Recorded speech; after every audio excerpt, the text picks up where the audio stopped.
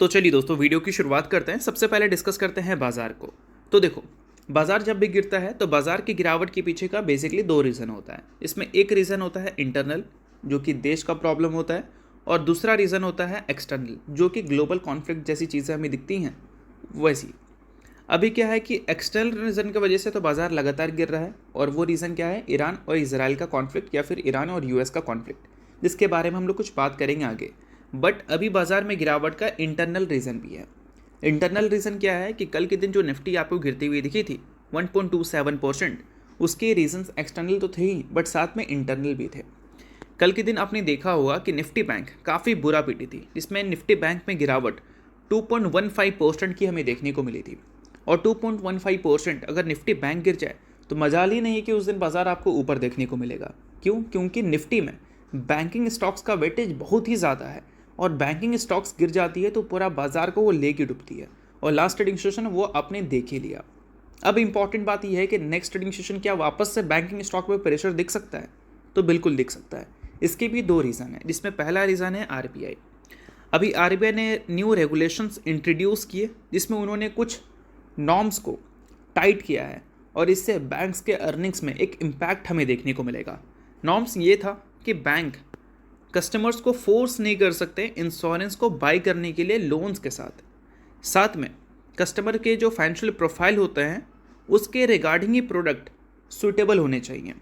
और अगर कोई भी बैंक मिस सेलिंग कर मान लो इंश्योरेंस बेच दे कस्टमर्स को, और वो प्रूव हो जाए, तो बैंक को पूरा रिफंड करना पड़ेगा, और साथ में कस्टमर को कंपनसेट भी करना पड़ेगा। और ये सारी चीज़ें क्यों मेंशन किया गया है आरबीआई की तरफ से? क्योंकि बैंक मिस सेलिंग करती थी लोन के साथ इंश्योरेंस बेचने का, और इससे क्या है कि कस्टमर्स के ऊपर ईएमआई का दबाव तो पड़ता ही था, बट साथ में बैंक्स के जो अर्निंग्स थी वो भी इंक्रीज होती थी। तो इसी नॉर्म्स को आरबीआई ने थोड़ा टाइट किया है, और अर्निंग्स में इसका एक इम्पैक्ट हमें देखने को मिलेगा। इंश्योरेंस बेचना बैंक बंद नहीं करने वाली है, बैंक इंश्योरेंस बेचेगी, बट जो मिस सेलिंग होता था वो सारे कॉन्सेप्ट को आरबीआई एलिमिनेट कर रही है। ठीक है। और इस कारण last trading session HDFC bank, ICICI bank, SBI, axis, ये सारे में भयंकर गिरावट हमें देखने को मिली थी, और जिससे निफ्टी 50 2.15%, सॉरी निफ्टी बैंक 2.15% गिर गई थी, जिस कारण निफ्टी 50 में भी गिरावट दिखा था। तो यह है इंटरनल कारण। अगर ये चीज़ें कल के दिन भी रिपीट होती है तो बेशक गिरावट हमें दिख सकता है पूरे बाजार में। और साथ में निफ्टी बैंक कल के दिन वापस से इसलिए भी गिर सकता है क्योंकि क्रूड ऑयल 8.5% से बढ़ा है, और इंडिया अपनी ज़रूरत का 80% तेल इंपोर्ट करता है, तो इससे इन्फ्लेशन बढ़ने का खतरा पूरा है। और इन्फ्लेशन बढ़ेगा तो रेट हाइक्स होगा, और रेट हाइक्स होगा तो बैंक्स के मार्जिन में, बैंक्स के लोन ग्रोथ में इश्यूज़ देखने को मिलेंगे, जिस कारण बैंकिंग सेक्टर में प्रेशर दिख सकता है। तो ये सारी चीज़ें इंटरनल है, और इन्हीं सारी चीज़ों की वजह से बाजार में गिरावट की पॉसिबिलिटीज़ है। बाकी अगर हम बात करें एक्सटर्नल रीज़न के बारे में, तो गिफ्ट निफ्टी अभी के टाइम पे जो रिएक्ट कर रहा है वो कंप्लीट एक्सटर्नल रीज़न को देखकर रिएक्ट कर रहा है। अभी गिफ्ट निफ्टी 240 पॉइंट नीचे दिख रही है, परसेंट में लगभग 1%, मनी कंट्रोल में तो 1.1% तक भी दिख रहा है। बाकी गिफ्ट निफ्टी इसलिए भी नीचे है क्योंकि अगर हम बात करें डो जोन्स की, तो Dow Jones last trading session करीब आपको 2% तक गिरता हुआ दिखा था, फिर कुछ रिकवरी देखने को मिली थी, और उस रिकवरी के बावजूद भी डो जोन्स 450 पॉइंट से ज़्यादा गिरा था। और रिकवरी कितना हुआ था? रिकवरी बॉटम से अगर देखोगे तो लगभग 1% का। अगर ये रिकवरी देखने को नहीं मिलता तो डो जोन्स आपको 900 पॉइंट से भी ज़्यादा गिरता हुआ दिखता, और उस कारण बाजार के लिए जो सेंटीमेंट थी इंडियन स्टॉक मार्केट के लिए वो हाईली नेगेटिव रहती। अब गिरावट का सिंपल सा रीज़न था।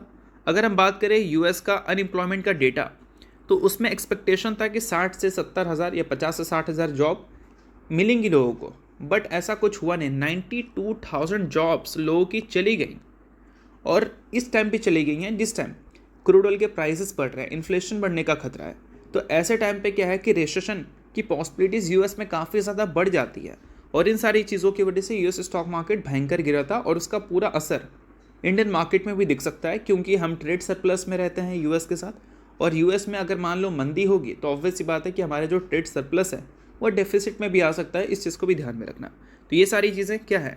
नेगेटिव है, हाईली नेगेटिव है, और इन सारी चीज़ों की वजह से बाजार के लिए जो ओपनिंग सेंटिमेंट है वो भी हाईली नेगेटिव रहेगा। तो अब दोस्तों वीडियो में आगे बढ़ने से पहले बात कर लेते हैं एक सेबी रजिस्टर्ड टेलीग्राम चैनल के बारे में, जिसका नाम है ट्रेडर पाजी।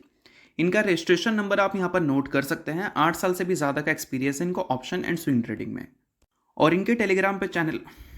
इसके अलावा दोस्तों मार्केट समरी से रिलेटेड कंप्लीट डिटेल्स आपको यहाँ पर अपडेटेड देखने को मिलती है। उसके अलावा मार्केट के जो इंपॉर्टेंट लेवल्स हैं वो सारी चीज़ें भी आप यहाँ पर चेकआउट कर सकते हैं। साथ में दोस्तों कंपनी के टेक्निकल्स को प्रॉपर एनालिसिस कर यहाँ पर अपडेट किया जाता है, जिसको भी चेकआउट आप कर सकते हैं बिल्कुल फ्री ऑफ कॉस्ट। तो लिंक आपको डिस्क्रिप्शन में देखने को मिल जाएगा, लिंक के थ्रू जाकर चैनल को बिल्कुल फ्री में आप ज्वाइन कर सकते हैं। अब इसके अलावा दोस्तों बात कर लेते हैं ईरान और इजराइल के कॉन्फ्लिक्ट के बारे में, या फिर यूएस और ईरान के कॉन्फ्लिक्ट के बारे में, क्योंकि रिसेशन, इन्फ्लेशन या फिर हम बात कर सकते हैं क्रूड ऑयल, ये सब की बात हम इसलिए करवा रहे हैं क्योंकि ये कॉन्फ्लिक्ट देखने को मिल रही है। ये कॉन्फ्लिक्ट अगर हमें देखने को नहीं मिलती तो हम क्रूड ऑयल के बढ़ते प्राइजेस की बात नहीं करते, हम इन्फ्लेशन की बात नहीं करते। ठीक है, अब क्रूड ऑयल का जो बढ़ता प्राइजेस है वो इस कॉन्फ्लिक्ट से हुआ है, और ये कॉन्फ्लिक्ट एक स्टेप ऊपर जा चुका है, क्योंकि ईरान ने क्लेम किया है कि यूएस ने उनका डेस्टिनेशन प्लांट पे हिट किया है, मतलब उन पे अटैक किया है, और इससे 30 गाँव के वाटर सप्लाई डिस्टर्ब हो चुके हैं। अब इसका मतलब ये है कि ईरान अगर रिटेलिएशन में बाकी गल्फ कंट्री के भी प्लांट में अगर हमला कर दे, और ये वाटर प्लांट की बात हो रही है, तो बाकी गल्फ कंट्री को बहुत ज़्यादा डैमेज होगा, क्योंकि उनके पास तेल है लेकिन पानी नहीं है, हमारे पास पानी है लेकिन तेल नहीं है। तो ये समझो, अगर उनके पास पानी नहीं है और जो उनका वाटर प्लांट है उस पर अगर वो डैमेज पहुंचा देते हैं, तो कहीं ना कहीं ये सारी चीज़ें पूरे गल्फ़ कंट्री में महामारी लाएगा पानी का, और इन सारी चीज़ों की वजह से मल्टीपल गल्फ़ कंट्री का इस वॉर में इन्वॉल्वमेंट हो सकता है। और ये सिविलियंस के लिए भी बिल्कुल अच्छी बात नहीं है, उनके लिए तो बहुत ही भयंकर बात होगी अगर वाटर डिस्ट्रप्शन हमें देखने को मिल जाती है गर्मी में। तो ये सारी चीज़ों को ज़रूर आप ध्यान में रखें, क्योंकि बहुत ज़्यादा इंपॉर्टेंट है।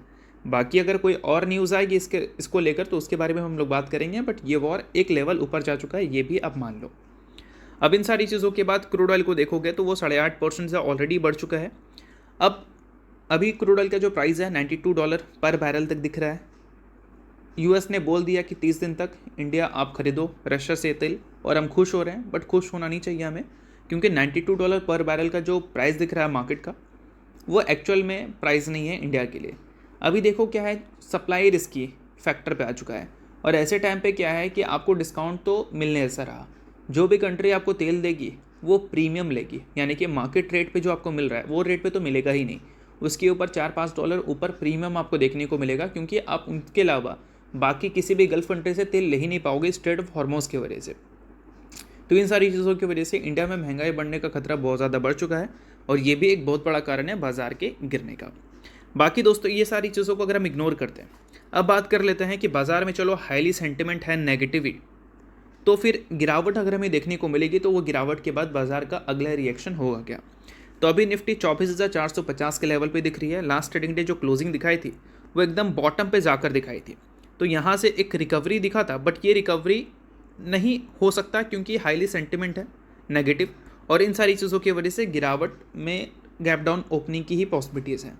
ठीक है, तो इसका मतलब ये है कि निफ्टी का कुछ इंपॉर्टेंट सपोर्ट जानना बहुत ज़्यादा इंपॉर्टेंट बन जाता है, जिसमें अगर हम इमीडिएट सपोर्ट की बात करें तो वो भी हमें 24,600 के लेवल पे दिख रहा है। यहाँ तक अगर निफ्टी जाती है तो कुछ बायर्स इंटर कर सकते हैं बाजार को ऊपर ले जाने के लिए, बट निफ्टी 24,600 छोड़ो, उसके नीचे ही हमें देखने को मिल रही है। ठीक है, तो ये चीज़ को हम कंप्लीट इग्नोर कर देंगे। बाकी अगर हम स्ट्रॉन्ग सपोर्ट की बात करें तो स्ट्रॉन्ग सपोर्ट 24,500 के लेवल पे दिख रहा है, जहाँ पर काफ़ी ह्यूज बाइंग इंटरेस्ट हमें देखने को मिल सकती है। इससे पहले जो मार्केट में आपको तेज़ी देखने को मिली थी वो आपको कुछ इसी लेवल के आसपास ही देखने को मिली थी, 24,300 के लेवल के आसपास देखने को मिली थी। तो 24,500 के लेवल से बाजार नीचे आ चुका है, तो इस चीज़ को भी हम कंप्लीटली एलिमिनेट कर देंगे। अब उसके बाद बन जाता है मेजर सपोर्ट, जो कि 24,200 के लेवल से लेकर 24,300 का लेवल है। इससे पहले जो बाजार में तेज़ी देखने को मिली थी वो इसी लेवल से देखने को मिली थी। ठीक है, तो ये ऐसा लेवल है जहाँ पर इंस्टीट्यूशनल इन्वेस्टर्स, लार्ज बायर, ये सभी लोग एक्टिव हो सकते हैं। और नेक्स्ट ट्रेडिंग सेशन अगर बाजार में सेंटिमेंट हाईली नेगेटिव रहता है और इस लेवल को अगर बाजार ब्रेक डाउन कर देता है तो बाजार में बहुत ही भयंकर गिरावट की पॉसिबिलिटीज़ है। बाकी अगर यहाँ पर इंस्टीट्यूशनल इन्वेस्टर्स और लार्ज बायर की एंट्री होती है जैसे पिछले बार हमें देखने को मिली थी, तो हो सकता है कि बाजार आपको कल के दिन उतना ज़्यादा गिरता हुआ देखने को ना मिले, उसको नीचे से एक सपोर्ट मिल जाए। बाकी देखते हैं कि 150 पॉइंट निफ्टी गिरने के बाद सपोर्ट मिल भी पाता है या नहीं, क्योंकि इससे पिछले बार यहीं से सपोर्ट मिला था। अब देखते हैं कि सपोर्ट मिलेगा या नहीं। बाकी चीज़ें रिकमेंडेशन नहीं है, ये सारी चीज़ें सिर्फ एजुकेशन पर्पज़ के लिए, किसी भी तरह का रिकमेंडेशन नहीं है, तो आप खुद का रिसर्च और एनालिसिस भी कर सकते हैं। तो होप करता हूँ ये वीडियो आपको अच्छा लगा होगा। डिशो लाइक कीजिए, परिवार और सब्सक्राइब कीजिए। वीडियो के लिए बहुत बहुत शुक्रिया।